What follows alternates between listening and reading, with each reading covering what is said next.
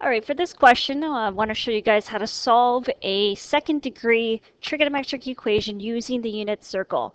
Now, the reason why I call it a second degree trig equation is because the exponent on the cos x here is not 1 but 2. So first thing I want to do is just take a look at my domain here. It's everything from negative pi to pi over 2.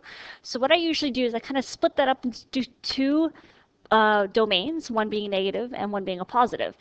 So the first domain would be from negative pi to 0 radians, and then the second one is everything from 0 to positive pi over 2. Okay, so that just helps me visualize where the solutions are going to lie on this unit circle.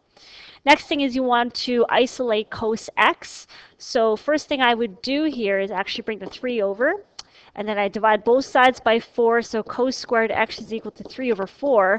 And now to get rid of this square here, you do take the square root of both sides, but we do have both a positive and negative case to consider here. So therefore, cos squared x is equal to the square root plus and minus 3 over 4.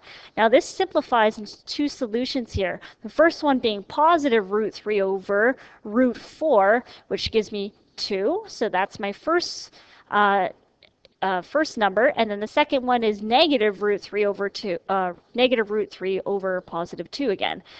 So you want to look on the unit circle, look for angles in which, oh sorry, I don't need that there. Look for angles on the unit circle for which the x coordinates are equal to two values here. So one at positive root 3 over 2 and the second one being at negative root 3 over 2. So I'm just going to go ahead and bring my unit circle over to this side here, and we're going to look at it. So we actually have solutions in every quadrant here. So let's go ahead and find where the x coordinates positive root 3 over 2. So I'm looking at quadrant 1 and quadrant 4 more specifically. I have a solution at pi over 6 and a solution at 11 pi over 6. Remember, that's x coordinate has to be positive root 3 over 2. And then the second set of solutions is when the x value is negative root 3 over 2. So where is it negative root 3 over 2? So I see two angles here, one at 5 pi over 6 and the other one being at 7 pi over 6.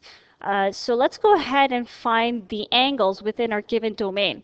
First domain I want to address here is the positive domain, which is everything from 0 to pi over 2 degrees, or radians, I'm sorry. So here's 0 radians, here's pi over 2 radians. Within this range here, we do have one solution, and that one solution is at pi over 6 radians. So far, that is my one and only solution. So that's for the positive domain. Now let's look at the second domain, which is the negative case. So from everything from negative pi to 0. So negative pi is right here, and 0 radians is once again right there. So I'm looking at solutions within this range. And as I can see here, I actually have two solutions. One being at this terminal arm, okay, and then the second one being at the terminal arm in quadrant 3. So I need to find out what those angles are. So since we're going in the clockwise directions, these two angles will be negative. The first angle here is not 11 pi over 6, but it's actually going to be negative pi over 6. Okay? And then the next solution, which is in quadrant 3, all the way over here, that is going to be equal to negative 5 pi over 6. Okay? So those are my last two solutions. So I'm going to put this here, negative pi over 6, and the last one is negative 5 pi over 6. Okay, and that's how you do that question.